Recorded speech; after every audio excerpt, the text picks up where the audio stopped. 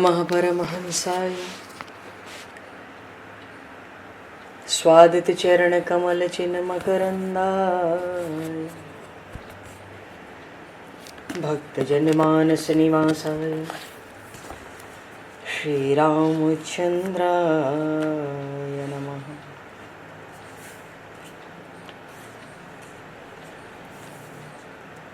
वंदे विदेहतनया पदपुंडरीकं केशौरसौरभसमाहत योगिचेतं हन्तुं प्रतापमनिशं मुनिहंससेव्यं सन्मानशालिपरिपीत परागपुञ्जम्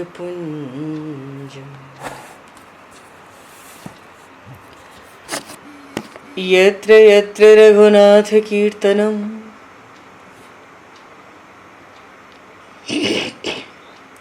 तत्र तत्र कृतमस्तकाञ्जलिं बाष्पवारि परिपूर्णलोचनं मारुतं नमत राक्षसान्तकं कुन्द इंदुसमदेह उमारमण करुणायन जाहि दीन परनेह करहु कृपा मर्दन मयन।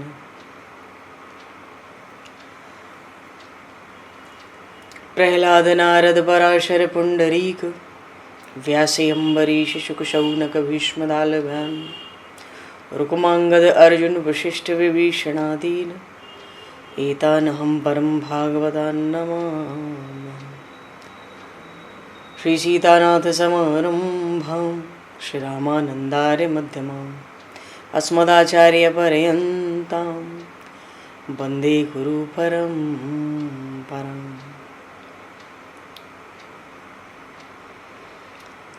वर्णानामर्थसंज्ञानां रसानां छन्दसामपि मङ्गलानां च कर्तारो वन्दे वाणी विनायकौ।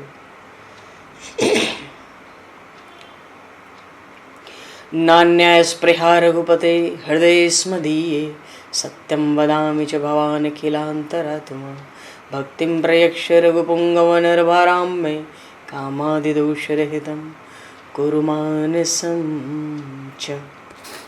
भक्त भक्ति भगवंत गुरु चतुर्नाम वपु एक तिनके पद वंदन के नाशहि विघ्न अनेक। बंधु तुलसी के चरण जिनकी न्यो जग काज कल समुद्र घोरत लगो प्रगट्यो सप्त जहां। श्री गुरु चरण सरोज रज निज मन मुकुर सुधार वर्णो रघुवर विमल यश जोदायक फलचार।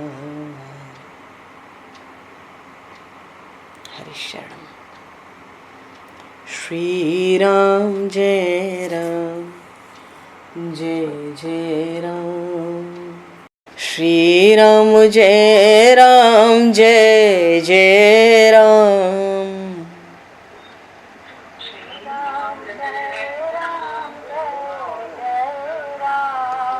श्री राम जय राम जय जय राम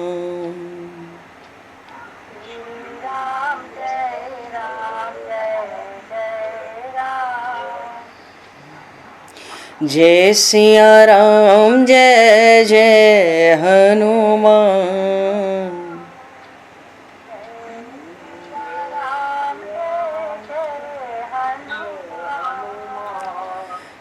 श्री गुरु रामानंद भगवान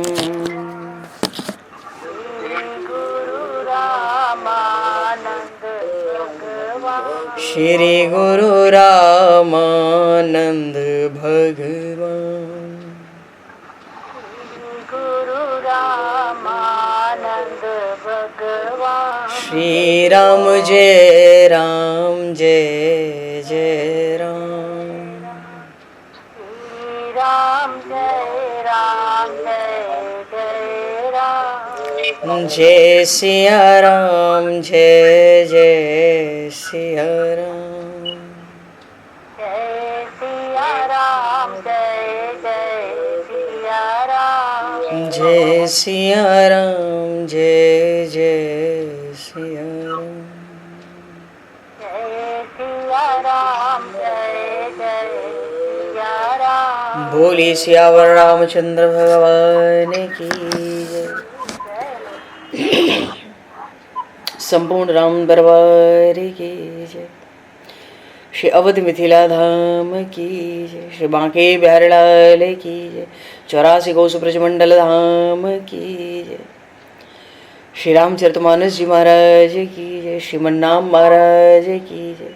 श्री पंडरीनाथ भगवान की जय। कली पावन अवतार गोस्वामी तुलसीदास जी महाराज की जय। सब संतन की जय, सब भक्तन की जय, समस्त वैष्णवन की जय, समस्त पूर्वाचार्य चरणन की जय, समस्त संप्रदाचार्यन की जय। श्री सद्गुरुदेव भगवान की जय। गंगा मैया की जय, जमुना मैया की जय, सरजू मैया की जय, गौ माता की जय, तुलसी माता की जय, पृथ्वी माता की जय, एकाशी महारानी की जय। जय जय श्री सीताराम, जय जय श्री राधे श्याम। नमः पार्वती पते हर हर महादेव। हरिशरणम। अनंत कोटि ब्रह्मांड नायक सर्वेश्वर पूर्ण परात्पर ब्रह्म असंख्य कल्याण गुणगणलय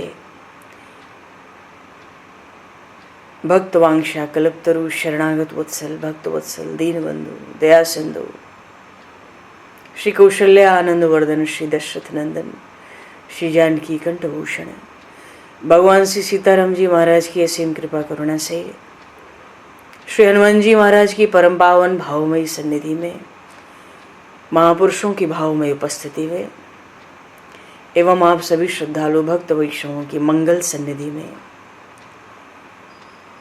मानव जीवन का सर्वोत्कृष्ट फल भगवत गुणगान भगवत कथा का आनंद हम सभी श्री राम कथा के माध्यम से प्राप्त करने जा रहे हैं। सर्वप्रथम आप सभी भक्त जनों के श्री चरणों में भगवत भाव से सादर वंदन सादर नमन। आप सभी को यथा योग्य जय सिया राम, जय जय श्री राधे हरि श्याम, जय श्री राम।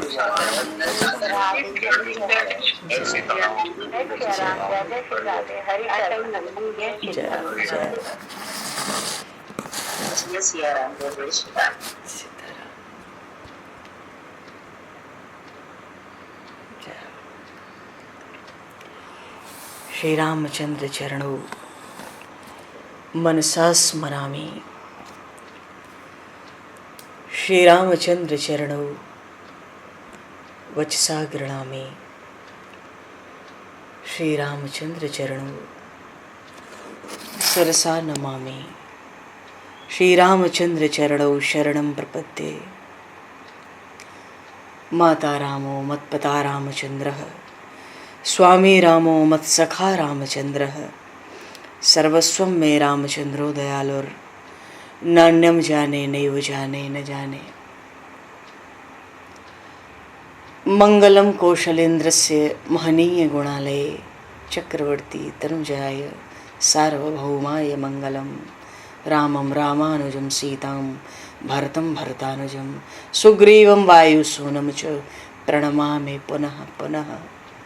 नमोस्तु रामाय सलक्ष्मणाय दिव्यै च तस्मै जनकात्मजाय।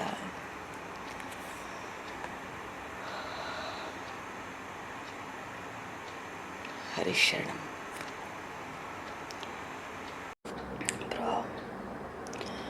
पूर्व प्रसंग में भगवान के विवाह का लग्न का मुहूर्त धेनुधूर बेला विमल सकल सुमंगल मूल, समस्त मंगलों का मूल मानो जहां जो समस्त मंगलों का बीज हो, ऐसा शुभ लग्न का मुहूर्त आया, मंगल मूल लगन दिन आवा, हिम ऋतु अगहन मास सुहावा। शंख निशान पनव बहु बाजे, मंगल कलश सगुन शुभ साजे। जैसे ही खबर हुई, क्योंकि लेन चले सादर ए भांति, गए जहां जनवास बराती। एक तरफ तो अगवानी हो रही है, दूसरी तरफ सुभग सुहासिन गावहीं गीता, करहीं वेद धुनि विप्र पुनीता। पवित्र ब्राह्मण वेद मंत्रों का स्वसर पाठ करते हैं, उच्चारण। सौभाग्यवती स्त्रियां मंगल गान करती हैं, मंगल कलश सारे शगुन शुभ करके उनकी सज्जा की गई। शंख नगाड़े मृदंग सब एक साथ बज उठे। शतानंद जी कुल पुरोहित मंत्रियों के साथ आगे बढ़कर जनवासे की ओर ले चले अगवानी के लिए। और वहाँ तो चक्रवर्ती जी महाराज का जो ऐश्वर्य है, सब देवताओं को अपना अपना लोक तुक्ष मालूम पड़ता है। देखो, ये अतिशयोक्ति नहीं है, जो कहा जा रहा है वो कम कहा जा रहा है।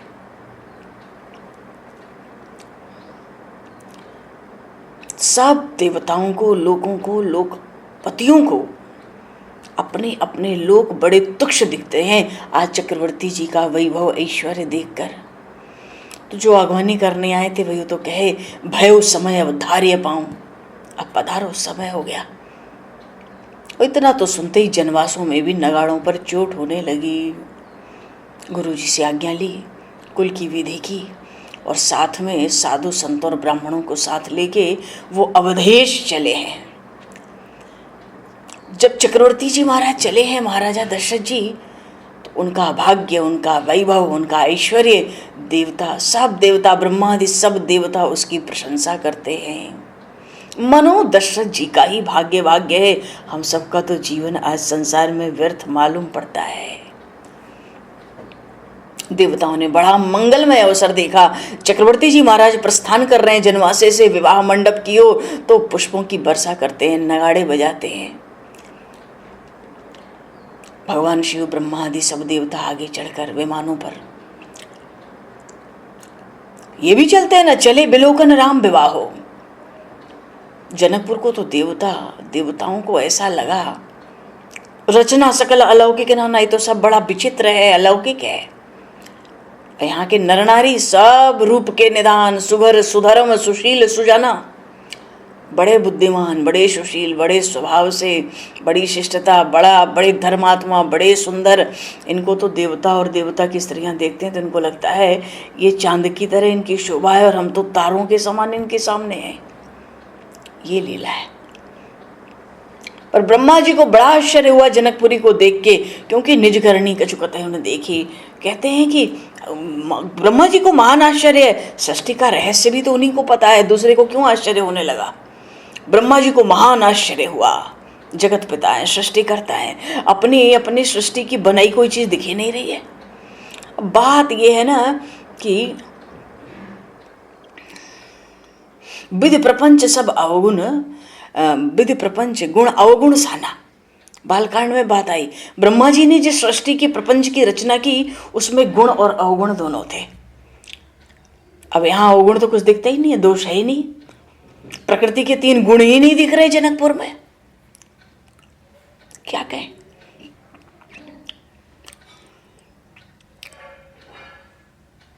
गुण दोष युक्त सृष्टि की न करतार।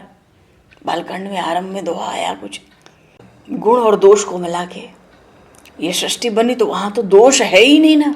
इसलिए ब्रह्मा जी को महान आश्चर्य है, निज करनी कछुकतः न देखी, ये तो मेरी बनाई हुई सृष्टि नहीं है। भगवान शिव देवताओं को समझाते हैं, अरे क्या बात कर रहे हो, कहाँ अपने कर्म, अपना लोक, अपनी सृष्टि खोज रहे हो। सामने जो दर्शन हो रहा है उसका आनंद उठाओ, धैर्य रखो, हृदय में विचार करो। क्या, अरे ये तो सिय रघुवीर विवाह, भगवान से सीताराम का विवाह है। जिनकर नाम ले तो जगवाहे, सकल अमंगल मूल नसाई, करतल होए पदारथ चारी, तेई सिया राम कहे कामारी। और गदगद होके भगवान शिव ने सबको समझाकर अपना बस, अपना बैल सबसे आगे चलाए। तो धर्म का प्रतीक है ना, सबसे बड़े ज्ञानी, सबसे बड़े भक्त आगे चलना चाहिए भगवान शिव को बैल पर। बहुत बढ़िया, बहुत मंगल। दशरथ जी महाराज के साथ तो साधुओं का समाज, ब्राह्मणों का समूह, बिना ब्राह्मणों की कृपा से जीवन में सत्संग भी कहाँ प्राप्त होता है। पुण्य पुंज बिनु मिलहि न संता, पुण्य एक जग मह नहीं दूजा, मन क्रम वचन विप्र पद पूजा। 4 पुत्र ऐसे शोभा पाते हैं मानो 4 मोक्ष महाराजा दशरथ जी के साथ प्रस्थान कर रहे हैं। सामिप्य, सालोक्य, सारूप्य, सायुज्य।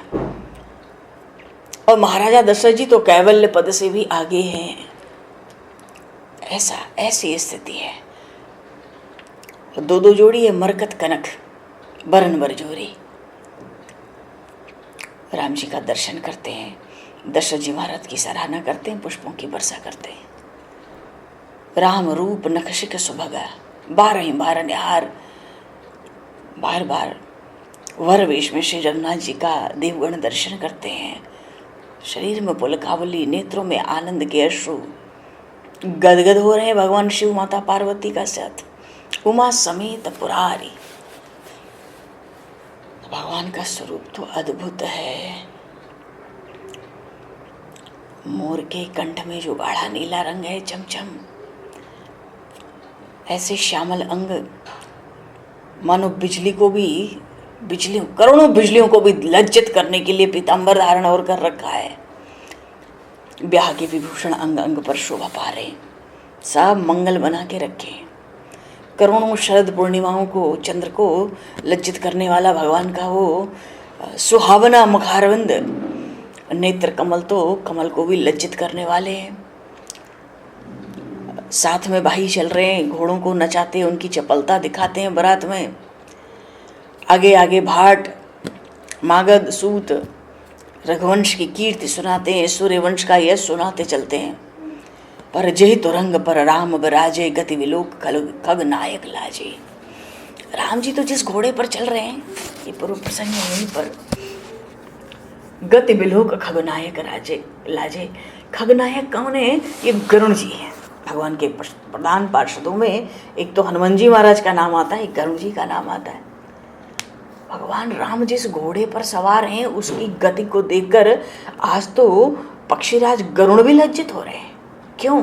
देखो, बारात जब चली थी तो वहाँ तो बड़े ताल के, स्वर के, नह के और संगीत के, ध्वनि के, मृदंग के बड़े बड़े जानकार, अपने में बड़े निपुण अपने संगीत के क्षेत्र में। तो जब अयोध्या से घोड़े चले थे, वो भी इनकी ध्वनि पर, संगीत की ध्वनि पर, जो बड़े बड़े नागर नट थे, उनके संगीत की ध्वनि पर वो नाचते चलते थे। तो वो तो एक लौकिक गति थी ना घोड़ों की।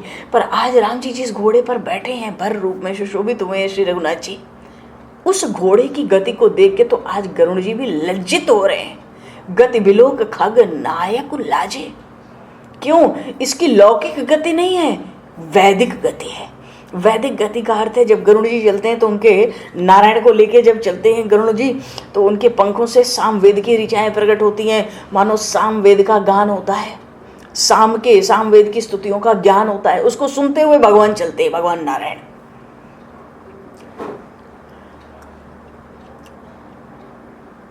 गरुण जी आज देख रहे हैं कि इस घोड़ा भाई स्तुति तो नहीं कर सकता सामवेद से, भगवान को बैठा के ऊपर की स्तुति करता चलता हो गरुण जी की तरह। गरुण जी लज्जित क्यों होते हैं? क्योंकि उसकी गति वैदिक है। वैदिक गति कहने का भाव है कि उसके जो घोड़े का जो चलना है ना, वो तो सामवेद की ध्वनि से चल रहा है।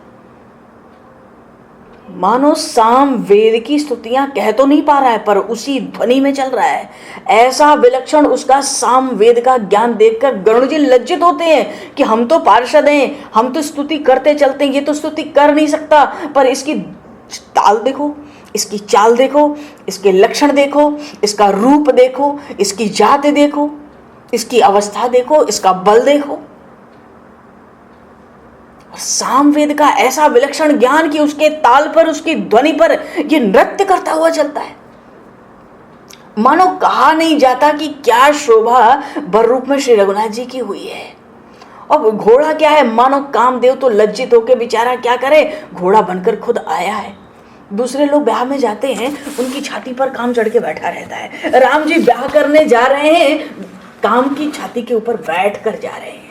बोलिए श्री राम राजा सरकार की जय।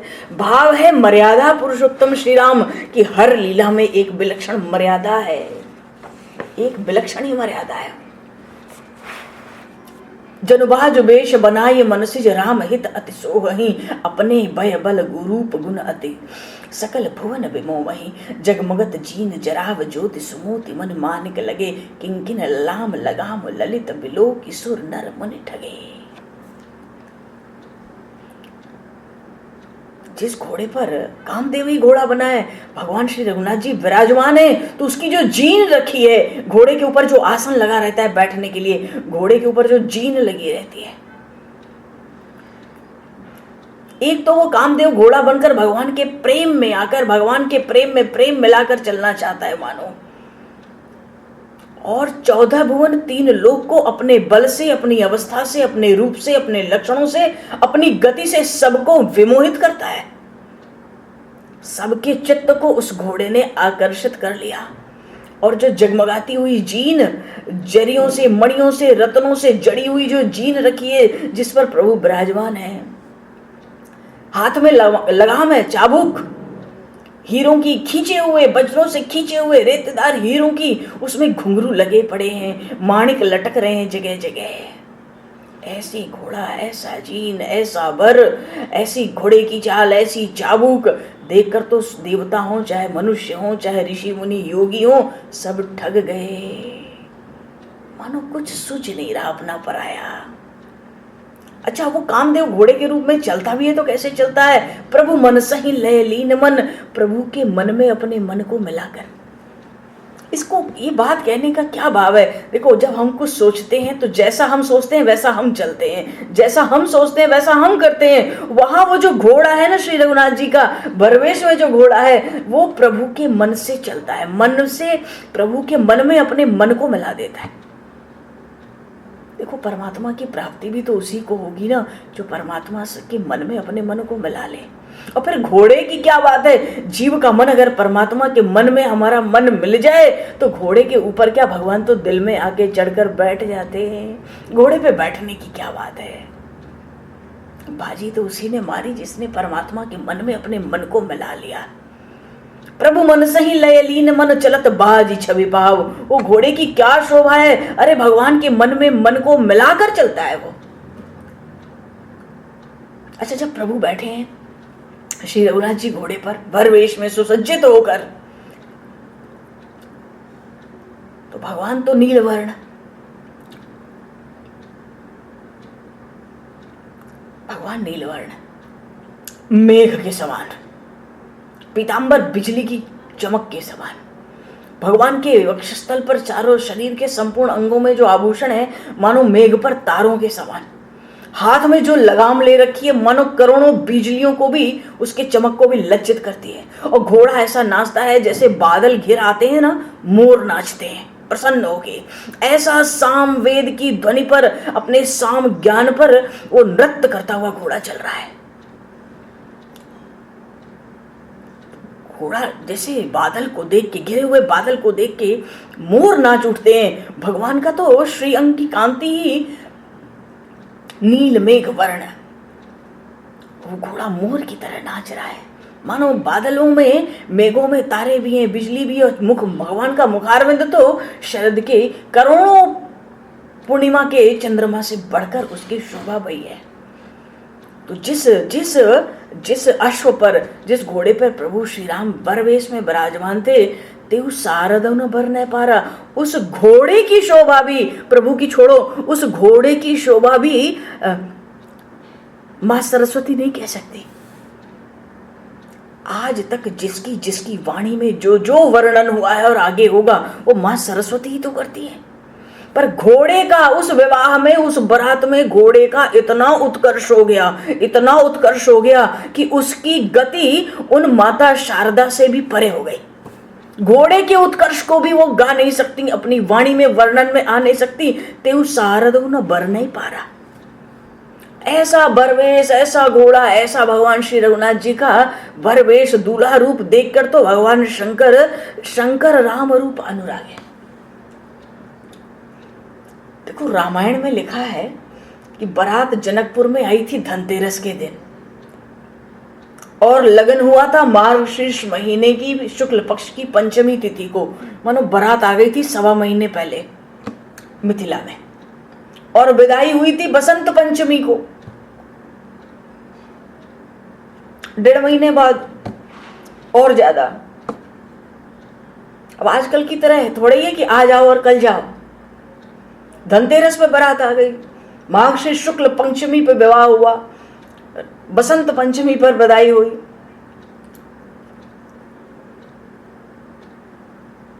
तो भगवान तो लग्न करने जा रहे हैं, काम की छाती के ऊपर बैठ कर जा रहे हैं।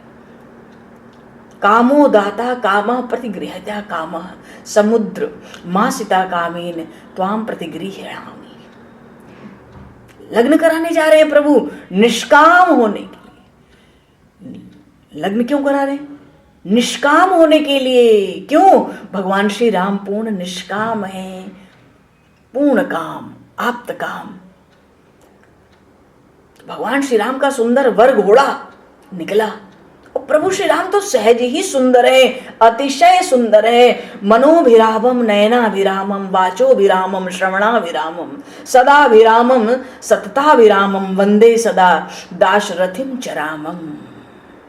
ये तो सब कुछ सुंदर है। राम जी का स्वरूप अत्यंत सुंदर है। राम जी बड़े मनमोहक हैं। राम जी का सौंदर्य नेत्रों को भी आनंद देने वाला है।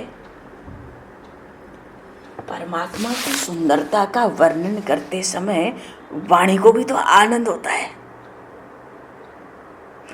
इस वर्णन को सुनते समय कानों को भी तृप्ति नहीं होती।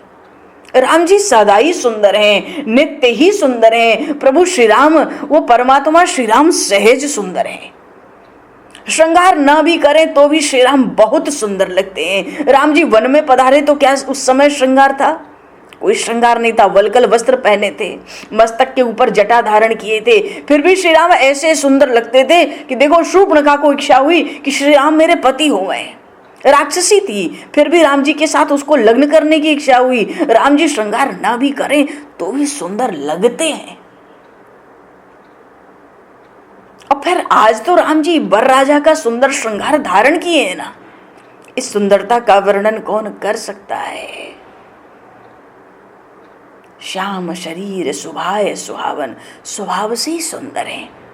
शोभा कोटि मनोज लजावन,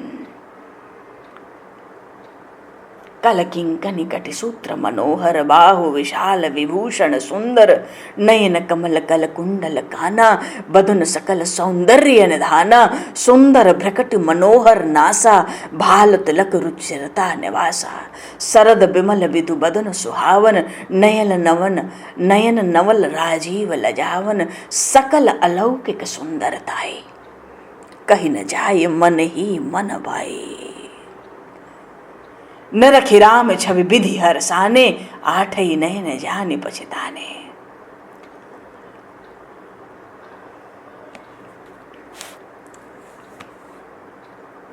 भगवान शंकर ने भगवान श्री राम के स्वरूप को देखा। शंकर राम रूप अनुरागे, नयन पंचदश अति प्रिय लागे। भगवान शंकर के 5 मुख हैं, तो 2-2 नेत्र कितने हुए? 10। पर गोस्वामी जी कहते हैं नयन पंचदश, 15 नेत्र। तो मानो एक मुख पर 3 नेत्र, और तीसरा नेत्र तो हमें पता भी ज्ञान का नेत्र है। अच्छा, भगवान शिव का अगर तीसरा नेत्र खुलता नहीं, अगर खुल गया तो वो जगत में, प्रपंच में बाधित है, प्रपंच में बाधा डालता है। अगर उस तीसरे नेत्र को भगवान शिव ने खोला और सामने प्रपंच दिख गया तो वो भस्म निश्चित हो जाएगा। ऐसे ही काम भस्म हो गया था।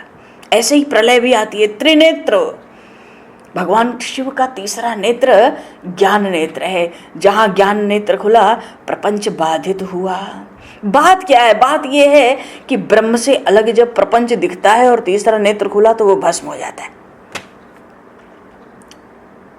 ब्रह्म से अलग उस ज्ञान नेत्र को उस कुछ भी दिख गया तो फिर तो प्रपंच, सृष्टि, जगत, कोई व्यक्ति विशेष सब भस्म हो जाते हैं।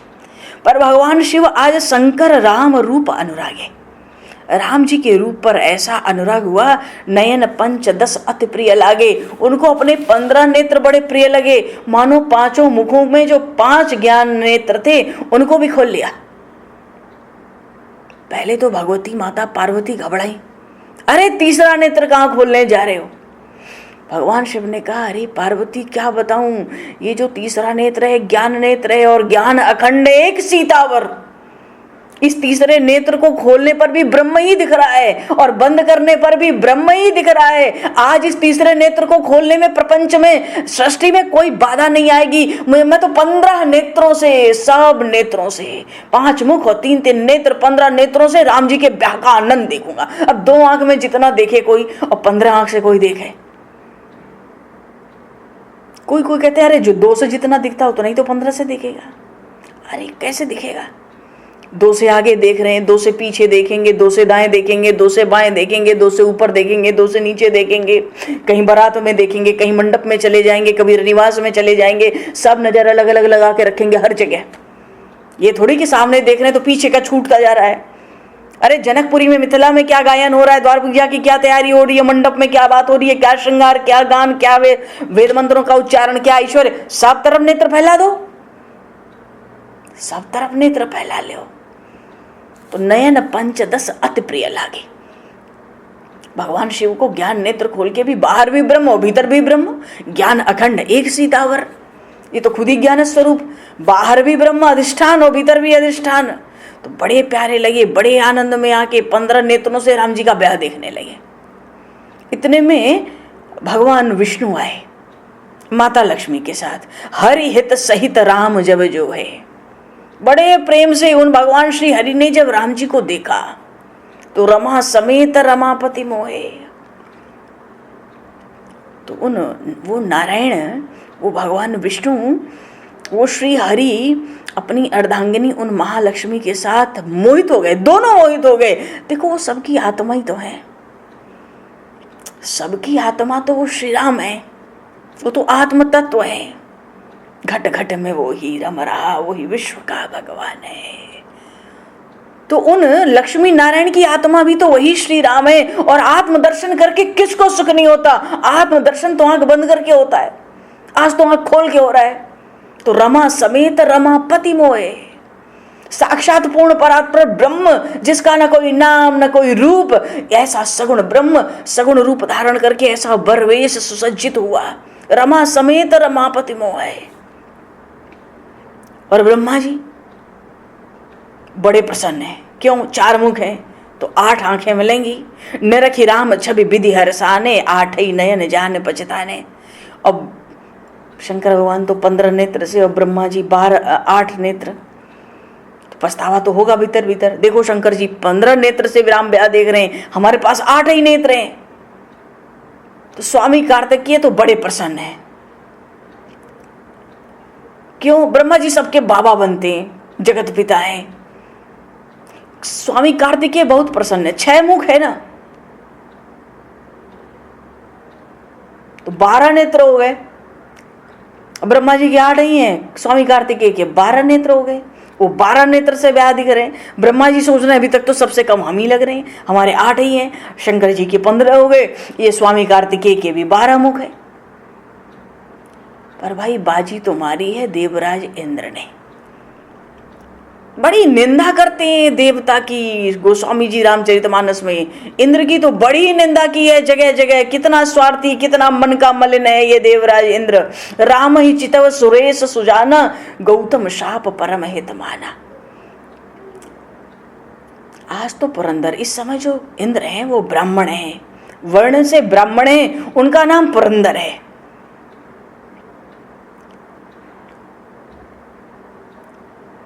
राम जी का दर्शन कर रहे हैं देवराज इंद्र, और आज गौतम ऋषि के शाप को अपना बड़ा कल्याण मान रहे हैं, उसी में अपना परम हित मान रहे हैं। क्योंकि महर्षि गौतम ने शाप दिया था, 1 योनि के पीछे आए जा, तेरे शरीर में 1000 भग हो जाएं।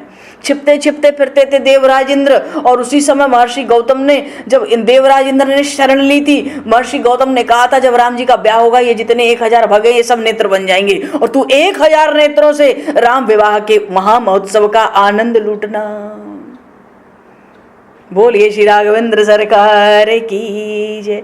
तो जैसे ही श्री रघुनाथ जी बरवेश में सुसज्जित हुए, देवराज इंद्र भगे भगे आए तो थे छिपके, क्योंकि शरीर में 1000 भग थे, आए थे छिपके। और जैसे ही राघवेंद्र श्रृंगार का वर रूप में दर्शन किया, वो 1000 भग 1000 नेत्रों में बदल गए। इसलिए गौतम श्राप परम हित माना। आज महर्षि गौतम का श्राप भी फलीभूत हुआ 1000 नेत्रों से। कहा तो भगवान शिव 15 नेत्र, ब्रह्मा जी 8 नेत्र, स्वामी कार्तिकेय 12 नेत्र और देवता अपने अपने हिसाब से, पर देवराज इंद्र को 1000 नेत्र मिले। 1000 नेत्रों से राम जी का ब्याह। इसलिए सब देवता देव सकल सुरपत ही सिहाही, आज पुरंदर सम कोई नाही। आज तो सब देवता मिलके उन देवराज इंद्र की प्रशंसा करते हैं कि आज भाई इस पुरंदर के समान दूसरा कोई नहीं है। 1000 नेत्रों से राम ब्याह देखेगा। देखो 1000 नेत्रों से राम ब्याह देखेगा। अब तो दोनों समाज में, अब बारात तो आगे बढ़ गई भाई मंडप की तरफ, द्वार पूजे का समय आया। दोनों तरफ नृप समाज है, एक तरफ महाराजा जनक जी का और एक तरफ अयोध्यापुरी से चक्रवर्ती जी महाराज का, 4 कुमारों के साथ आगे। तो जैसे ही द्वार पर पहुंचे, अति हर्ष राज समाज दुह दिशि दुंदुभि बाजहि घनी। जैसे ही आमने सामने हुए, वो नगाड़ों पर चोट होना शुरू हुई। महाराज क्या पूछना है, अत्यंत हर्ष उल्लास आनंद से सबके हृदय भर गए। देवता पुष्पों की वर्षा करने लगे और कहते हैं जय जयति जय रघुकुल मणि, जय जयति जय रघुकुल मणि। चक्रवर्ती महाराज दशरथ जी की जय हो जय हो जय हो। आज तो 14 भुवन 3 लोक में, अनंत विश्व सृष्टि में आज महाराजा दशरथ जी के समान कोई नहीं है। उनका भाग्य, उनका वैभव, उनका ऐश्वर्य, अरे जिन्होंने उन परमात्मा, अविनाशी परमात्मा, सच्चिदानंद घन पूर्ण परात्पर ब्रह्म को ही पुत्र रूप में प्राप्त किया हो और उसके ब्याह में खड़े हो, ब्याह हो रहा हो। और ऐसा ब्याह, ऐसा ऐश्वर्य प्रकट है कि ब्रह्मा जी को अपनी सृष्टि की कोई चीज बनाई मिलती नहीं। कितना आनंद हुआ। पुष्पों की वर्षा कर करके कहते हैं जय जयति जय रघुकुल मणि, जय जयति जय रघुकुल मणि। जब लोगों ने देखा, रे बारात तो बिल्कुल द्वार पर आ गई, तरह तरह के नगाड़े बाजे सब बजने लगे।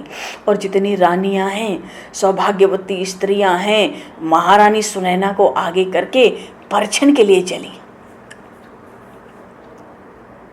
जो परिछन शब्द है ना, संस्कृत में निर्मंचन एक शब्द है, बिल्कुल वही शब्द है ये परिछन। ये परिछन क्या है? ये तो न्योछावर है। परिछन में आरती की साज सजाते हैं। आरती की जो लौ होती है ना, ज्योत, वो तो होती है हमारी आत्मा का प्रतीक।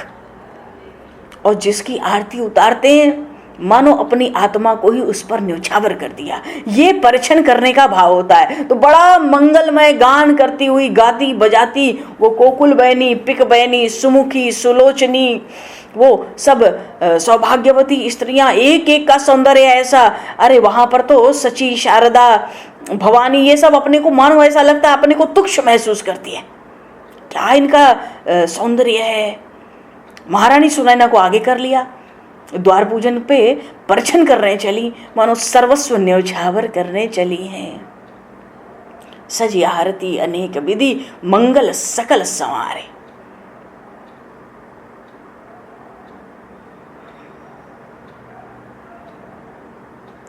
चली मुदित परिछन करण, गज गामिनी वरनारे।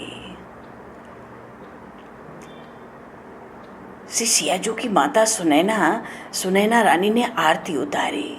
सखी हो आरती उतारा रघुनंदन दुल्हा के, सखी हो आरती उतारा रघुनंदन दुल्हा के, सखी हो आरती उतारा रघुनंदन दुल्हा के, रघुनंदन दुल्हा के, अभिनंदन दुल्हा के, रघुनंदन दुल्हा के, अभिनंदन दुल्हा के, सखियों आरती उतारा। रघुनंदन दुल्हा के, सखियों आरती उतारा। रघुनंदन दुल्हा के, कराभिनंदन दुल्हा के, कराभिनंदन दुल्हा के। सखियों आरती उतारा। रघुनंदन दुल्हा के, सखियों आरती उतारा। रघुनंदन दुल्हा के।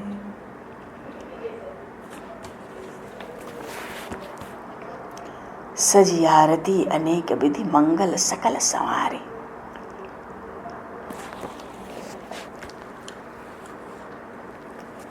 अच्छा, वो जो साथ में सखियां आई हैं वो कैसी है? चाल तो उनकी गजगामिनी, गज के समान चाल है, हथनियों सी चाल है, मस्त चाल। और विधुबदिनी सब सब मृगलोचनी, सबके मुखारविंद तो चंद्रमा के समान। उससे भी बढ़कर उनकी शोभा हुई है उनके मुखारविंदों की। और सब सब मृगलोचनी, सबके नेत्र तो हिरनियों के समान बड़े बड़े, मोटे मोटे नेत्र, विशाल नेत्र, चंद्रमा के समान मुखारविंद वाली गजगामिनी, हथनी सी चाल। और सब निज तन छवि रति मद मोचनी, उस रति के भी मद का मर्दन करने वाली है। ऐसा इनका स्वरूप है, मानो एक एक मिथिला की इन सौभाग्यवती स्त्रियों पे जो 16 श्रृंगार करके महारानी सुनैना के साथ द्वार पूजे के लिए, परछन के लिए आगे बढ़ती हैं, एक एक के श्रृंगार के ऊपर मानो हजारों हजारों रतियां लुटा दी जाए। सब निज तन छवि रति मद मोचनी। और पहिरे बरन बरन बर चीरा, क्या इनके वस्त्र हैं, क्या आभूषण, क्या अलंकार सजे हैं, क्या क्या ये पोशाकें धारण की हुई हैं। सकल विभूषण सजे शरीरा, पूरे शरीर पर विभूषित ही है, भरी हुई है अलंकार से। सकल सुमंगल अंग बनाए, एक एक अंग उनके मंगल की सूचना देते हैं। और करहीं गान कलिकंठ ल जाए, जब वो गीत गाती है ना, देखो अब सीधे सीधे गीत सुनने का अवसर मिला अवधवासियों को। वो गीत गाती है, कलकंठ ल जाए, उनकी वाणी सुनकर, उनके गीत सुन के तो कोयल भी लज्जित होती है। और क्या क्या बजता है उनके चलने से। अरे परछन के लिए वो आगे बढ़ती है द्वार पूजे पे। कंकन किंकिन नूपुर बाजहीं, हाथ में कंकण, कमर में किंकिन, पैरों में नूपुर बज रही है। क्या झनकार हो रही है, कहाँ नगाड़े, कहाँ वेद मंत्र पढ़े जा रहे हैं ब्राह्मणों के, कहीं सूत मागध भट्ट बंदीजन वंश की वृद्धावली सुना रहे हैं, सूर्य वंश रघुवंश की, कहीं ये स्त्रियां खूब गान कर रही हैं, कहीं शंख, कहीं नगाड़े, कहीं मृदंग, कहीं धुंदुबी, कहीं शहनाई। क्या पूछना है। मानो बाजहि बाजन विविध प्रकारा, नभ अरुनगर सुमंगल चारा।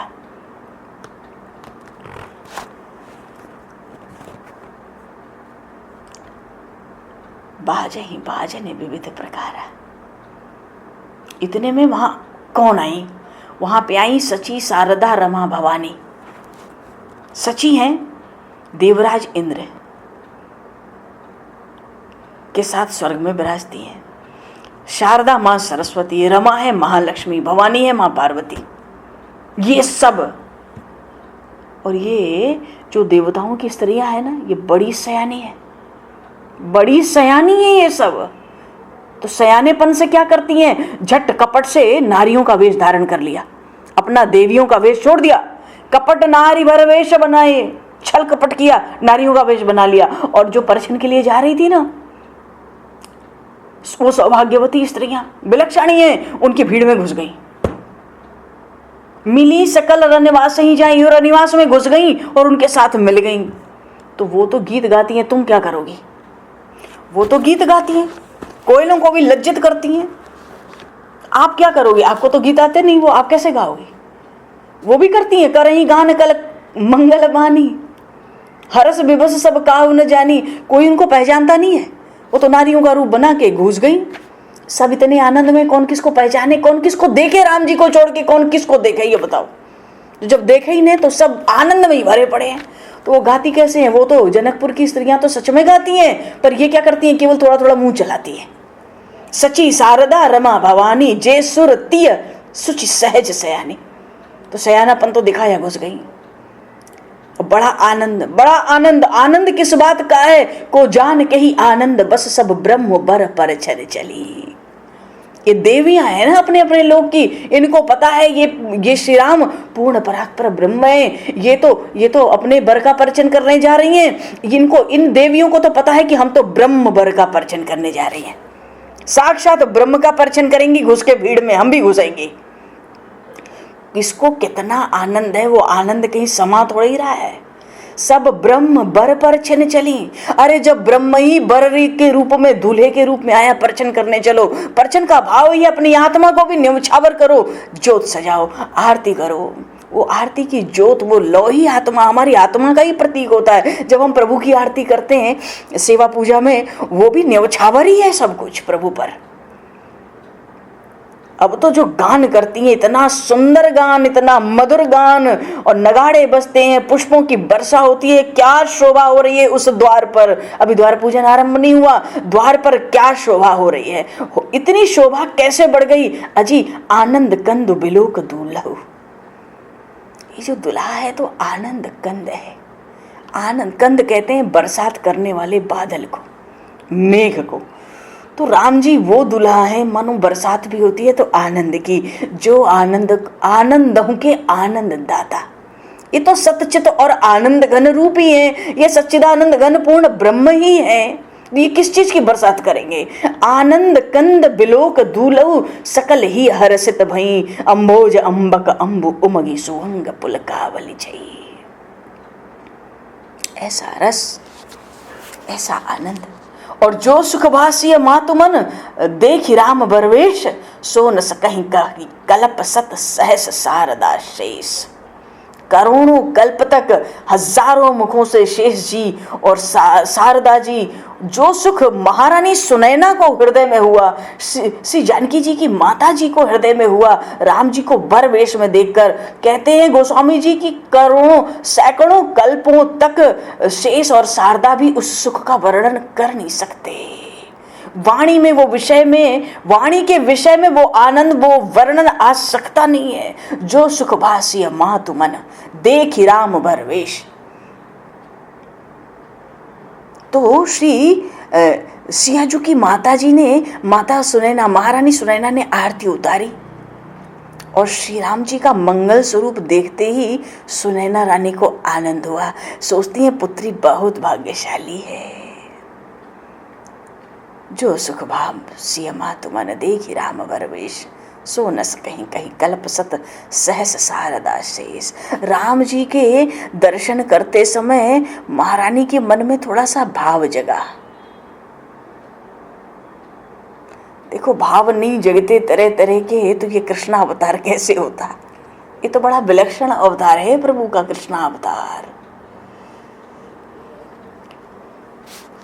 ये कितने सुंदर हैं। अरे श्री राम मर्यादा पुरुषोत्तम है। पर फिलहाल तो मैं सास हूं और ये मेरे जमाई हैं। यही लौकिक भाव, यही लौकिक संबंध है। देखो जीव तो ईश्वर के साथ परिणय करे तो ही सुखी होता है। किसी भी स्त्री या किसी भी पुरुष के साथ लग्न करो, थोड़ा सुख मिलता है। शास्त्र कहता है थोड़ा सुख तो मिलता है, पर आत्मा को शांति मिलती नहीं, मिल सकती नहीं उस परिणय में। भाव है जो परमात्मा के साथ परिणय करते हैं उन्हीं को शांति मिलती है।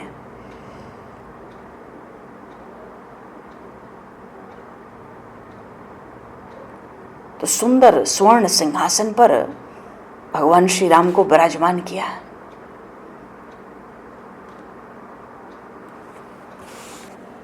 रामो राजमणि सदा विजयते, रामम रमेशम भजे, रामेणाभियता निशाचर चमु, रामाय तस्मै नमः। रामन्नास्ति परायणं परतरं, रामस्य दासोऽस्म्यहं, रामे चित्तलया सदा भवतु मे, भो राम मामुद्धर।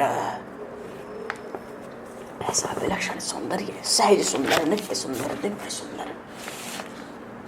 एक बड़ी खास बात है, थोड़ी सी चर्चा। ये जब द्वार पूजा हुआ तो द्वार पूजा में बाकी भी 3 कुमार हैं और उधर से भी और 3 कन्याएं भी हैं। श्री धरानंदिनी भी आई हैं पीछे से, उनको भी कुछ कुल की रीत मंगल कृत्य करना है विवाह का द्वार पूजा के भी समय। तो इन 3 कन्याओं का दर्शन हुआ।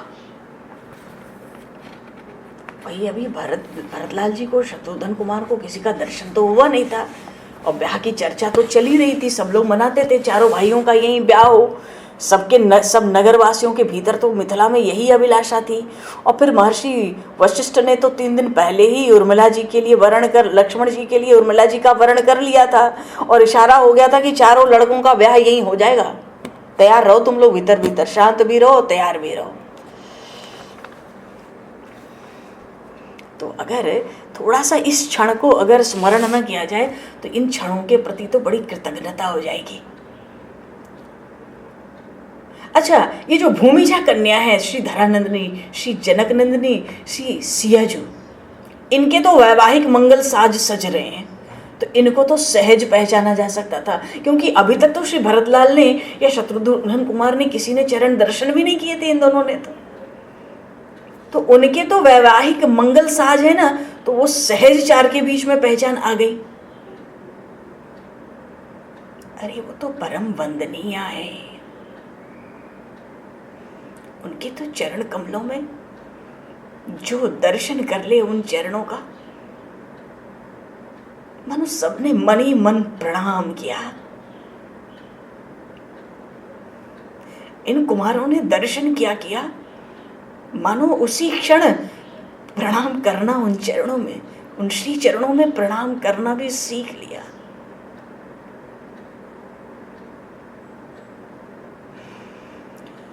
लाडली के चरण, लाडली के चरण, कोमल माखन से भी प्यारे, इनकी है के शरण हो, इनकी है के शरण, बीते जीवन इन्हीं के सहारे,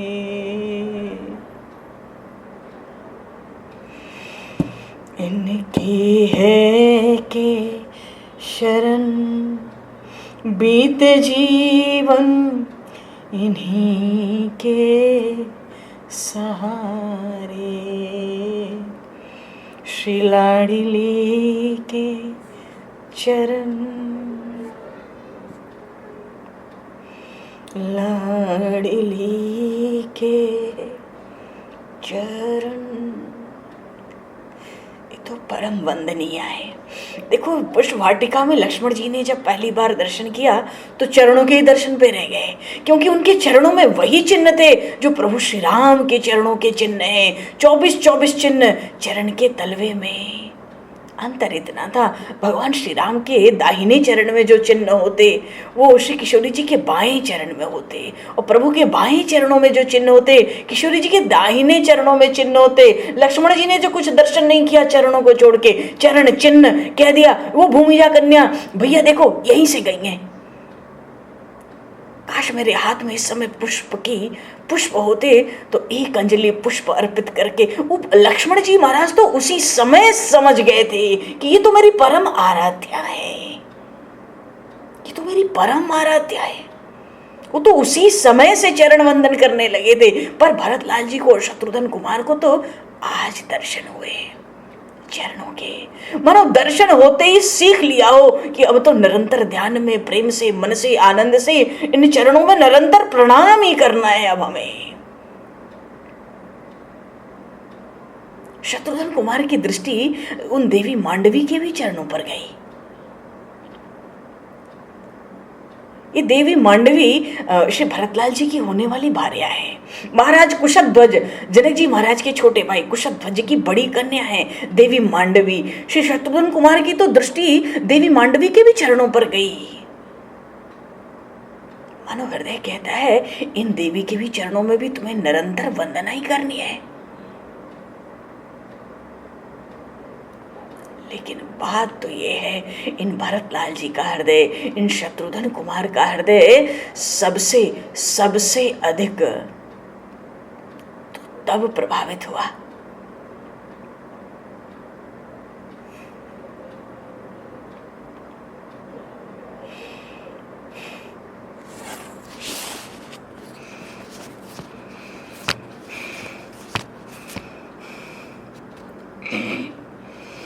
सबसे अधिक तो तब प्रभावित हुआ जब देवी उर्मिला के दर्शन हुए। देखो, आप ये न समझना कि मिथिला से केवल जनक नंदिनी अयोध्या जा रही है, वहां तो देवी मांडवी जा रही है, देवी उर्मिला जा रही है, देवी श्रुतकीर्ति भी जाएंगी। पर इन दोनों कुमारों के हृदय सबसे अधिक प्रभावित हुए जब उर्मिला जी के दर्शन हुए। क्यों? ऐसा क्यों? एक तो जनक जी की बड़ी खास कन्या, तो खास क्या है? औरस पुत्रियों की खास तो ये है कि देवी उर्मिला मूर्तिमयी ओजस्विता है, मूर्तिमयी। प्रथम दर्शन का प्रथम क्षण धन्य है वो क्षण।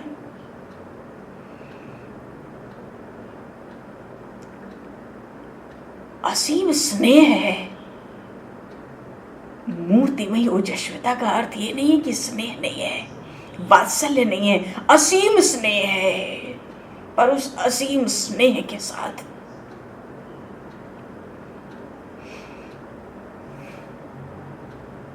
देखो भैया, जितने उत्सव है बालकांड में श्री राम कथा के, फिर तो धीरे धीरे सबके चरित्र प्रकट होते हैं। अपार स्नेह के साथ, असीम स्नेह के साथ अपार दूरदर्शिता की निगूढ़ मूर्ति है वो। उनमें एक और तो स्नेह है, एक और विनोद है, माधुर्य उमड़ पड़ता है, दूसरी ओर ऐसी इतनी विलक्षण तेजस्विता, मानो देवराज इंद्र सामने आ जाए तो मुंह उठाकर देख नहीं सकता। कुछ कहना चाहे देवराज इंद्र तो मुंह खोल के कुछ कह नहीं सकता उनके आगे, ऐसी ओजस्विता। और उन धरानंदिनी, वो भूमिजा कन्या श्री सियाजू की तो बात ही क्या है, अजी वो तो त्रिभुवन की परम वंदनीया है। वो तो त्रिभुवन की परम वंदनीया है। उनके श्री चरणों में दृष्टि जाए तो निबद्ध उठती है, पर कहीं जा नहीं सकती। इनकी है के शरण बीते जीवन इन्हीं के सहारे, इनकी है के शरण बीते जीवन इन्हीं के सहारे, लाडली के चरण।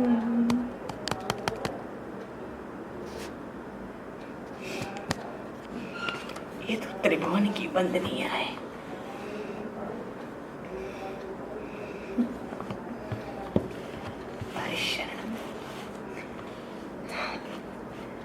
उनके सम्मुख होने पर तो ऐसा लगता है संपूर्ण लोकों की ईश्वरी है, महामाया, महाशक्ति, वो पराशक्ति। आज श्री भरतलाल, श्री शत्रुघ्न कुमार उन चरणों में उपस्थित हुए हैं। भले ही सम्मुख नहीं हो सकते, बीच में दूरी बहुत है, द्वार पूजा होनी है, पर उनके सम्मुख न तो भय होता है न संकोच होता है। सहज उन श्री चरणों के दर्शन से ही जीव ऐसा अनुभव करता है, सहज ही हृदय सा बन जाता है जैसे हम अत्यंत छोटे शिशु हों।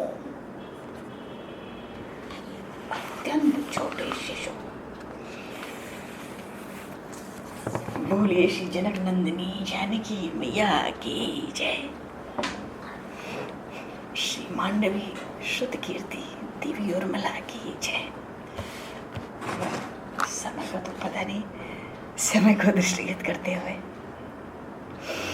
बोलिए श्री राघवेंद्र सरकार की जय। गोस्वामी जी तुलसीदास जी महाराज की, सब संतन की जय, सब भक्तन की जय, सब गुरुदेव भगवान की जय।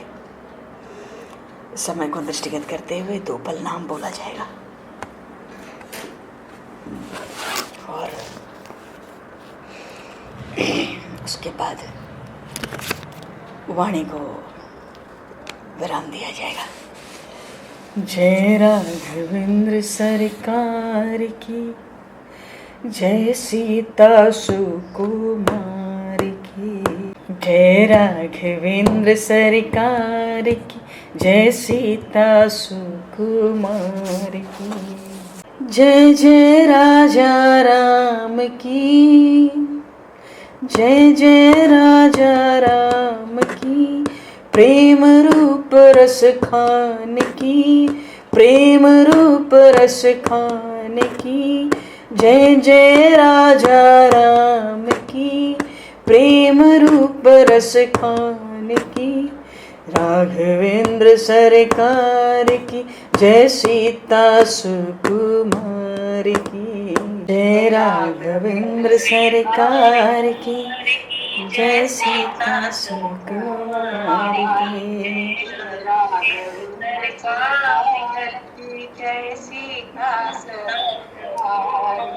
जय। राम लक्ष्मण जन की जय, जय राजा राम की जय, लक्ष्मण राज दुलार की जय, लक्ष्मण राज दुलार की जय, राघवेंद्र सरकार की जय, सीता सरकार की जय, राघवेंद्र सरकार की जय, सीता सरकार की जय, सिया राम सरकार की जय, सिया राम सरकार की जय, सिया राम सरकार की जय, रस खान की जय, राघवेंद्र सरकार की जय, सीता सुकुमार की जय, राघवेंद्र सरकार।